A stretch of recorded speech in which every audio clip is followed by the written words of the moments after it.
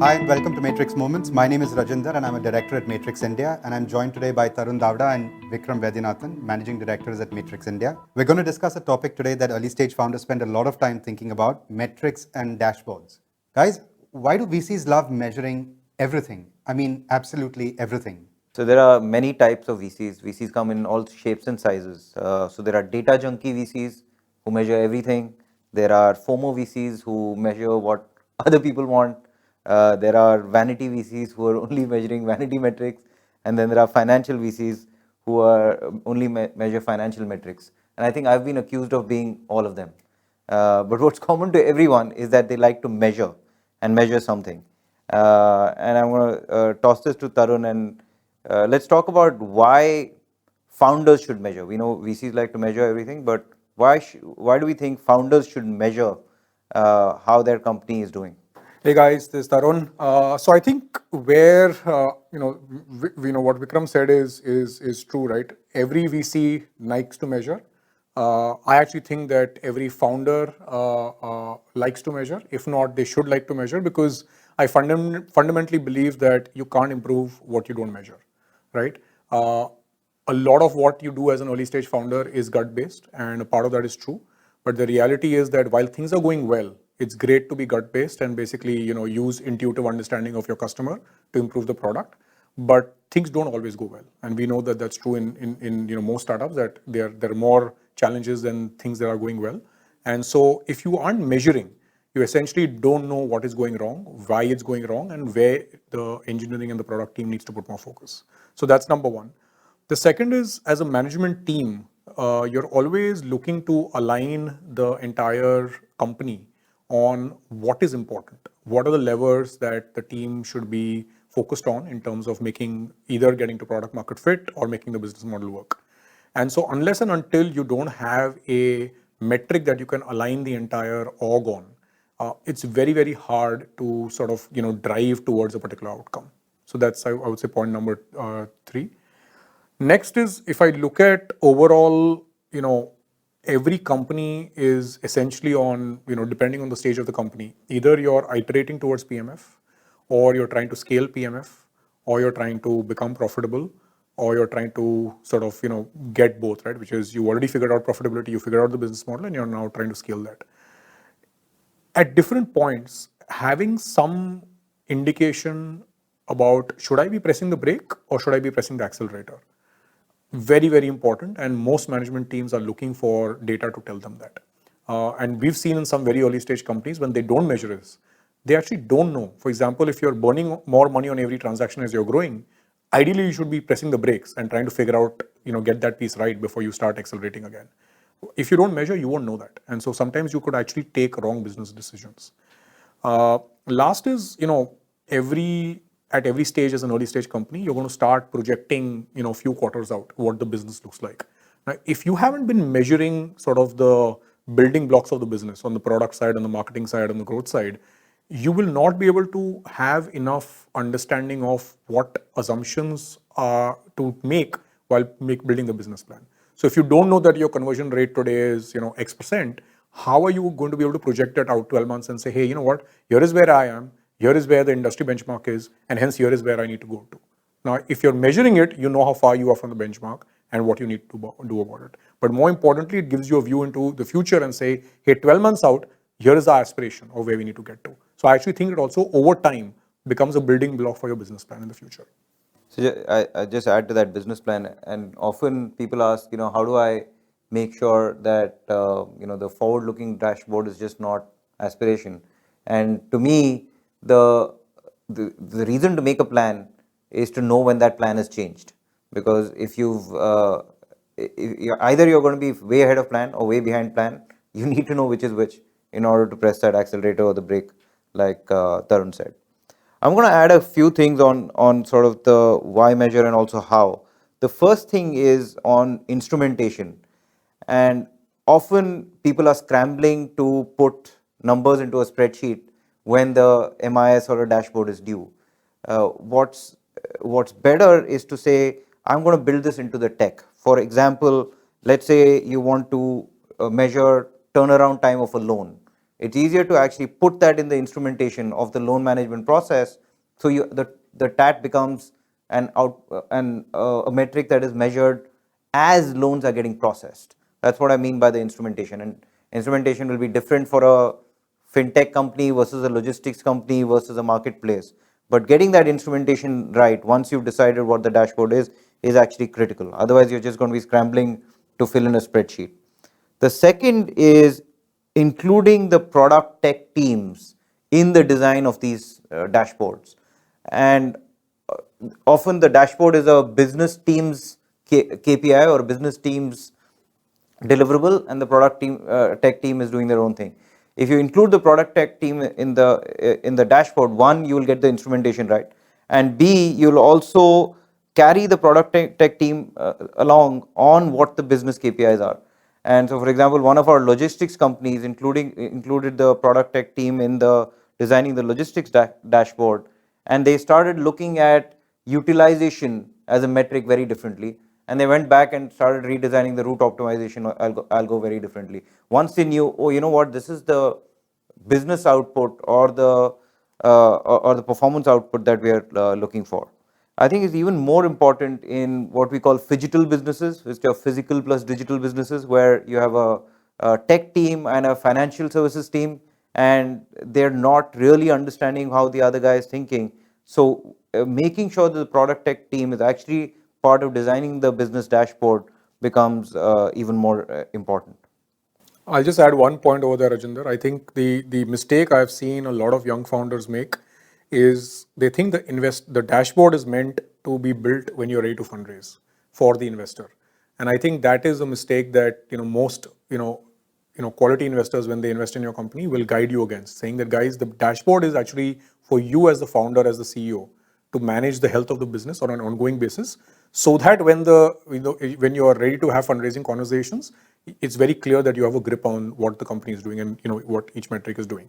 So I think I also want to dispel this myth that a dashboard is for investor reporting. It's not for investor reporting. Investor reporting is a byproduct. The real aim is to help manage the company on a daily, weekly, monthly basis. So actually, it's a good point. So I was going to chat about cadence. Would love to get your views on what's the right cadence for companies to actually measure their business health. Often founders are trying to figure out the changes that they're trying to make and when to evaluate whether those changes have actually made an impact. How do you advise your founders on cadence for metrics? So it's a great question. I think that cadence can actually drive execution as well as iterations for companies. Some metrics will honestly be weekly metrics. So, for example, DAU in a social company or a vernacular social company will be actually a weekly metric. Some metrics are clearly more, call it monthly or quarterly metrics like NPS. You wouldn't actually measure NPS on a daily basis. So I think one is to define some of these metrics, and some of these which are actually which are driving sort of daily or weekly product iterations will be in the daily weekly bucket. Others which are going to decide monthly quarterly priorities like NPS should be in the monthly quarterly bucket. Tarun, I don't know if you feel differently. No, I think it comes down to a few things, right? Essentially, the way I think about metrics is there are growth metrics, there are profitability metrics, there are usage metrics, right? And essentially, some version of your MIS is essentially targeted towards each of these three large buckets, right? Now, there will be certain like growth metrics that you will want to measure on a weekly or a monthly basis, especially in very early stage companies. As your company becomes more mature, it will turn into either a monthly metric or a quarterly metric, right? But in when we were in China recently, one of the founders told us that the thing that's unique about China is they actually measure week-on-week growth, whereas a lot of founders in India focus more on monthly growth, right? And so I think it is also about the nature of the market you're in, the stage of the company, and the kind of metric. To Vikram's point, something like a NPS, which is more about usage and stickiness of your product, it's unlikely that you will want to measure that daily, because that's not something that should change daily unless you are really doing something drastically different. But it's more about a health metric that you will measure more on a monthly or a quarterly basis. But something like, for example, conversion rates on your website or on your mobile app, for example, conversion rates on number of loans that you are processing compared to the incoming applications. These are things that you will want to have a tighter control on, because if something has changed, either in your product or in your tech at the back end, you will want to very quickly be able to react to that so that there's no sort of adverse business impact. So I think it is a lot of this is context specific, where certain things just make more sense to measure on an ongoing basis, but certain things you will want to measure more over a period of time. Let's shift gears to the second question, which is what to measure. Many companies struggle to find the right balance between tracking too many things versus tracking just a few key things, and talk about how many metrics companies should be tracking, also in the context of what stage of evolution they are. Early stage companies which are looking to find product market fit versus, let's call it, growth stage companies which have some version of product market fit but are really trying to figure out the business model. How deep should this metric tracking really be? So let me take that, and I'd love Vikram's views on it as well. So for very, very early stage companies, which are typically like at seed stage, right, which is generally where either we would enter or a Series A where we would enter. So mostly for seed stage companies, my advice to founders is the most important thing is to understand your North Star metric, right?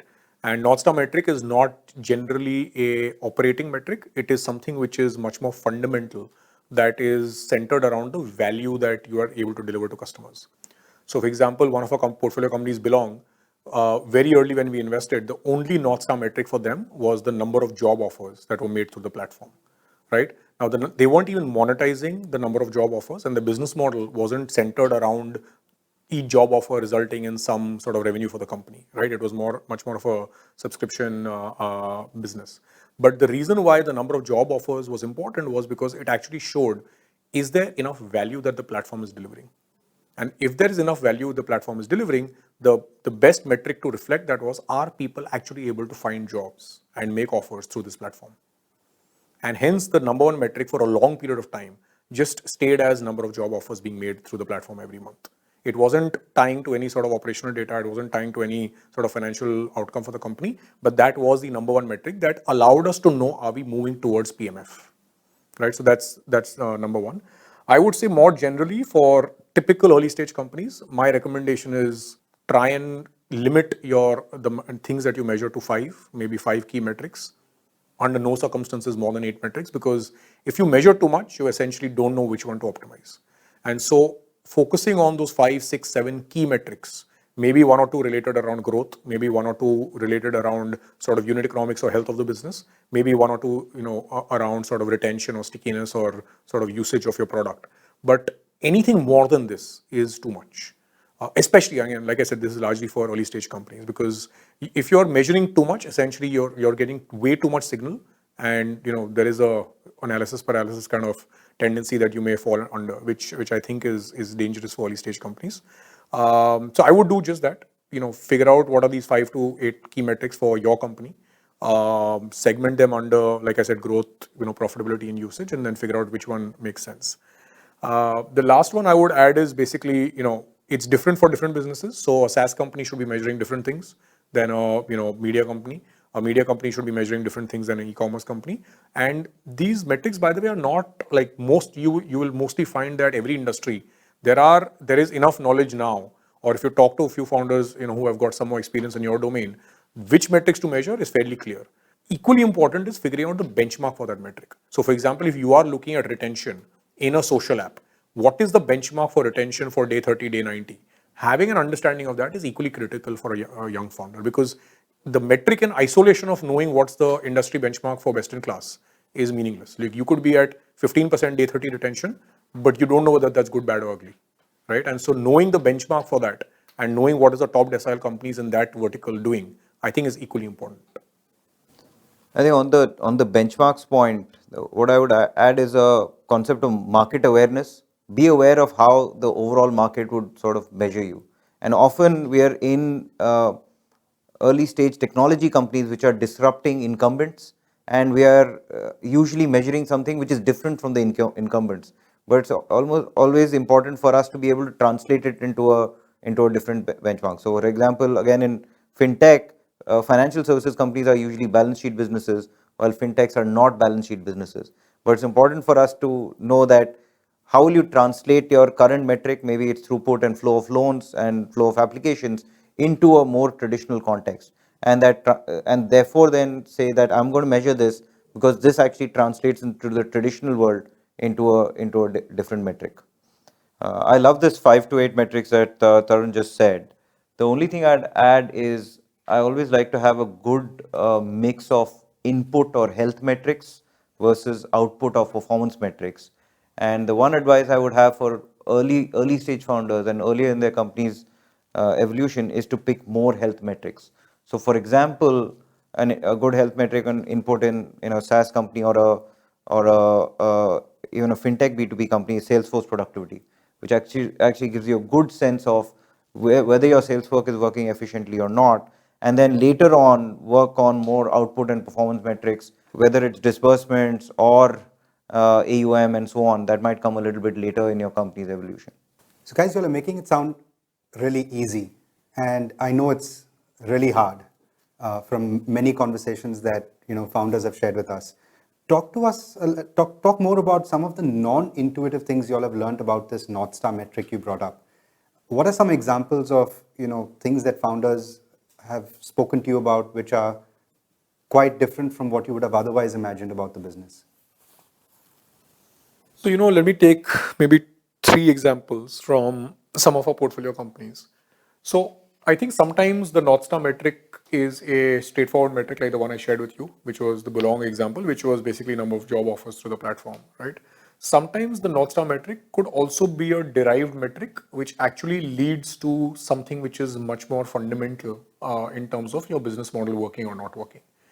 Right, so I'll tell you in Ola, right? Obviously, early days, the thing that mattered the most was the number of rides that people were taking.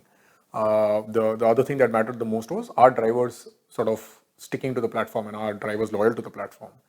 But whether drivers were loyal or not was not an actionable metric for us. It was like, okay, drivers are retaining an X%. The question was, why are they either staying on the platform or why are they not staying? And what is the difference between the two? It was a little hard for us to initially sort of get our hands around. And then we came up with this metric, which I think was very helpful in the early days, which was driver earnings per hour, right? And it fundamentally came down to if the drivers were making more than X rupees per hour, they would stick. If they were making less than X rupees per hour, they would not stick. And that fundamental insight, and the moment you are able to get to that answer and say, hey, you know what, by city, by category, by sort of micro market, if I'm able to track that, or even sometimes at driver level, right? If I'm able to track that which driver is actually making more than my benchmark earnings per hour and which drivers are not, and what do I need to do? To me, that's a very actionable metric. Whereas driver retention is a percentage and there's not much I can do about it other than knowing that, oh, it's worse than last month or better than last month. It's not actionable in any way. And so for me, I think, just along with other metrics we used to measure, this driver earnings per hour, and then that sort of broken down by, like I said, city, category, etc., was something which was very helpful.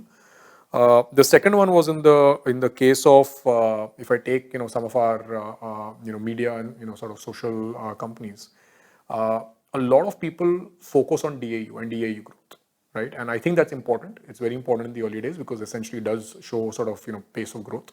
But to me, DAU, in the absence of knowing what is your time spent or minutes of time spent and retention, actually can be very misleading, because you could be adding a lot of DAU either organically or inorganically, but if the DAU is not sticking to the platform and is spending very little time on the platform, to me those are much more instructive as a metric of the health of the business than just DAU itself. And so for me, for example, in some of our companies, the focus very early on is how much time are they spending and how much time of their, if they're spending 4, 5, 6 hours totally on social media and TV, what proportion of the time is being devoted to your platform becomes very important, because it shows in some ways as an indication of the value that your platform is providing them. The second is retention. Otherwise, you're in this treadmill business where you keep adding DAU, you keep running new marketing campaigns, a bunch of users come, but essentially after 30, 60, 90 days, if all of them are disappearing or a large proportion of them are disappearing, essentially at some stage, you're going to hit a growth ceiling where you will just not be able to grow unless you burn a lot of money, right? So that's the second one.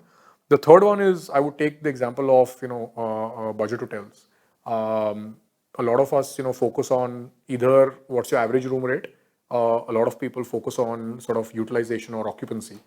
And to me, actually, the merger of those two metrics is actually the one which is very relevant, because you can drop prices and suddenly get very high occupancy levels, or you can keep your occupancy down but charge a lot per room. To me, again, in isolation, the two metrics mean nothing. So we actually came up with this metric called RevPAR, which is revenue per available room night, which is at a particular price point for a particular occupancy level, what is your RevPAR? And to me, that again is an important metric, because month on month, I can keep increasing prices or reducing this thing, but obviously there is a trade-off you're making with occupancy. And so this actually adjusts for that and says, if you're selling a room night at 2,000 rupees and it's at 70% occupancy across your portfolio, that's actually a 1,400 rupee RevPAR. And to me, that number becomes more important than looking at either of the other two metrics in isolation. I think he's given you great examples on some of these North Star metrics. I also want to differentiate and add on what I call press the brake metrics and press the accelerator metrics. So press the brake is that you define certain metrics and you say, if this metric goes below a certain level, I'm going to stop. I'm going to stop growing. So NPS and churn are great examples of that. And at some point in time, Flipkart famously said that if our NPS goes below this, we will stop growing, right? And great science companies say, if our churn goes above this number, then I'm going to stop growing. And the others are press the accelerator metrics. And one of the metrics that Tarun said, which is if you have engagement and minutes of time spent which are growing as you're growing, that's a clear indication that you should be pressing the accelerator and growing much faster. Final question on this podcast. I think many founders are going to find this North Star metric idea really interesting. What advice do you have for them on how to come up with this metric, and once they've come up with it, how to translate it into long-term impact? That's a really great and tough question. So I'm going to take a crack at it. Often this North Star metric sort of emerges, and I'm trying to go back to the time when how did these things emerge? I think the answer is in the unit economics of your business model. Often startups are investing far ahead on fixed costs and marketing before the end state business model emerges. But there's always a unit measurement, and what you're trying to solve for is what is the unit economics of that, which will lead to the end state business models. For example, minutes of time spent. If you get more time, then you get more money. If you can do more deliveries in per hour for a logistics company, or per delivery boy per hour, then you've cracked that unit metric of your business. So I think very hard for what is that unit of your business which you're trying to scale, and how do you measure that unit of business. I think that might be the secret to getting to this North Star.